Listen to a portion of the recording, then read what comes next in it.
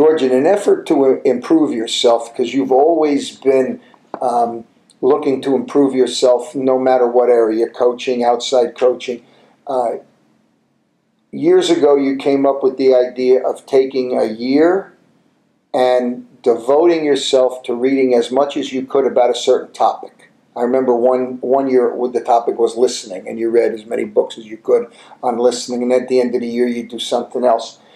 When you got to leadership took several years because there was so much great stuff on it. Why don't you tell us what you're doing now, and from a reading perspective. From a reading perspective, mm-hmm.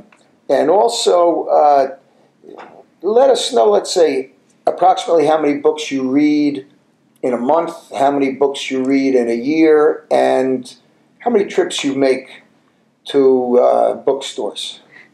Well, the thing was, as I started to intensify my desire to read and acquire meaningful information, there was so much information out there in terms of books to read that I started to attack it from the standpoint of, let's segment this into different disciplines, and so I started out trying to. I heard someone say in a talk that I attended that one of the most difficult human characteristics to master for us is the ability to be active listeners, and so the more I examined it, the more I thought, you know what, I really not anywhere close to being as good a listener as I should be.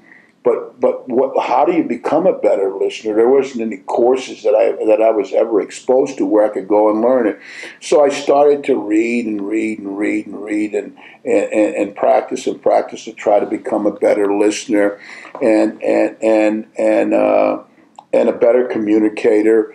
And so then I would go from one discipline to another, and then I got to leadership, and it's such a vast area of responsibility. There's probably more books written on leadership than maybe any of our human characteristics. And you can go into any bookstore in America right now, and if it's a big mega bookstore, they've probably got 25 books easily in the business section on leadership. So I started to delve into that, and what I just began to discover is that almost all the books on leadership dealt primarily with group leadership. There were very few books that talked about self-leadership.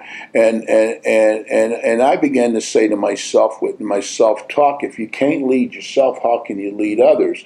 And so I started to confine my search for information on leadership to how can I become a self-leader. I gotta be able to lead me before I can start leading other people. And so recently I've started to delve over into some other academic disciplines, and so right now I'm spending most of my time reading on analytical thinking and decision making, and they're two separate disciplines. But I've been going out buying as many books and reading as many articles as I can on decision making. Why do people make good decisions? Why do people make bad decisions? And a lot about analytical thinking. And I think today, perhaps maybe more than any time in our life, we really need to become strong, mature, analytical thinkers. I think that we have to question assumptions more. We have to question opinions more. We have to question a lot of things if we want to get to ultimately to the truth. How many books do I read? I've gotten to a point now where I've been so passionate that I read 4 books at the same time. I do a lot of unorthodox things that I rarely ever buy a book anymore and start with the first chapter. I open it up, I go to the index, I look at the chapters, and the one that sticks out the most is where I stop. Where I start. and so then I'll just go around. And what I found out in doing that is that there's some books that if I'd have started in the beginning of the book, the first 2 or 3 chapters were really so dry that I would have probably gotten discouraged and stopped reading the book and moved on to another one. So I tend to read 3 to 4 books at the same time. Now, when you start with the chapter that's most interesting, do you end up reading the entire book? Yeah, most of the time I do. I keep skipping around until. And the one thing when reading books today is if you read enough of them, you learn how to read books in the sense that in each paragraph or in each page, the person's going to tell you 5 or 6 different times the same thing, but he just tells you in different in different ways, and so you get the point, you move on, and that I'd say if I'm in the United States, there's rarely ever a week that I don't go to the bookstore once, and most times, if you ask me, I'd say I'm on an average of 3 times a week.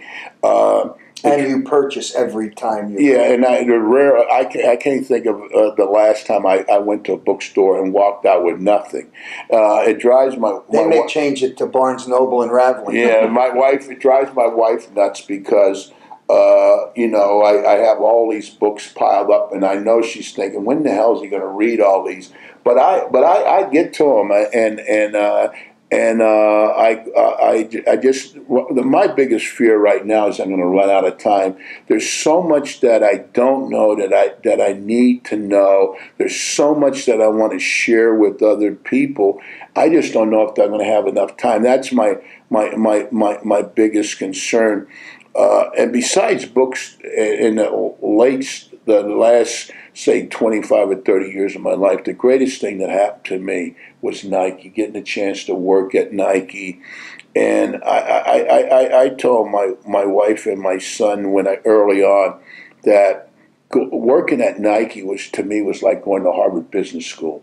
It was just a great learning experience. What an unbelievable company to work for. It was so intimidating for me because I'd sit in these meetings, and I say this to this day, the brightest people I've ever been around in my life in a collective circumstance are the people at Nike. Present company is clear. I would sit in these meetings at Nike, and I'd be intimidated with how smart the people were. You talk about reading. Another thing that I did is I went through a whole year and reading about China. I think I know a lot about China, more about China. Was this prior to the Olympics? No, this was actually. I'll tell you how this happened. This was a Nike deal. We were in a management meeting, and someone said to one of our presidents, Charlie Denson. We have 2 presidents, and so someone raised their hand, and they said, "What 3 things would you recommend that we focus on the next 12 or 24 months?" And Charlie's answer was China, China, and China, because it's a huge market for us. And at that time, China the ball was just starting to roll. China's in everybody's mindset now. But I started to realize, I said, damn, if it's that important to the company, it's that important, then it's got to be important to me because I work here. So I decided, you know what? I'm gonna start becoming far better educated on China. I don't want to just take the articles I read in a newspaper or a magazine. So in Portland, they have a bookstore, the largest independent bookstore in America, called Powell's. It actually takes up a city block. So I went down and I started to buy books on China and read them. And if you went in my library, in my office here at home, I probably have 25 books on China. In fact, I got one on my website right now called Airborne, and it's about China and the air travel industry and so forth. So I'm trying to learn as much as I can. Someone asked me the other day, I hear you say that the number 1 sport in China is basketball. How did that happen? I can't even fathom that. They said I'd thought it'd been table tennis or gymnastics. Right. But what happened is, that shortly after Naismith invented the game at Springfield College, there were missionaries that were also attending Springfield College. And when they went to China, they took the game to China with them. So basketball has been in China for a long, long time, and it's the number one sport in China.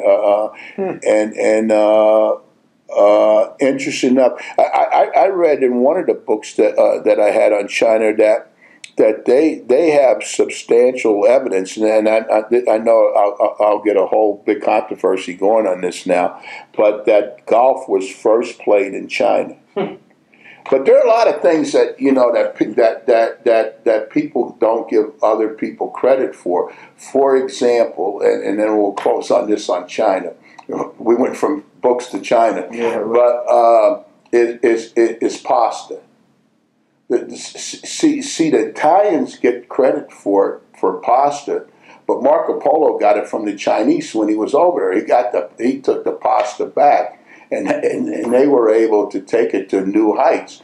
But if you look at in Asian culture today, noodles are a huge part of their daily subsistence. So friends of mine that are Italian, I always like to tease them. I tell them that you guys stole the pasta from the Chinese, and you taking all the credit for it. But it's a great country. It's a great opportunity. God, I wish everybody could have lived the 75 years that I've lived, because it's been an unbelievable journey. You know, I've gotten further in life than I could have ever imagined that I would ever get. And the bad part was that my mom and dad never got to share it with me. Yeah, I would think that's the regret most people have. I mean, I feel the same way, and I haven't had near the experiences you've had. But you know what? You can only do with what you have, and you've done pretty good with what you got. Yeah, and you're still doing. You know, something that's interesting is that when I was growing up as a kid, never once did my mom and dad ever say to me, "When you grow up, I want you to go to college." It was unheard of. Nobody in their family, most people didn't even finish high school, and so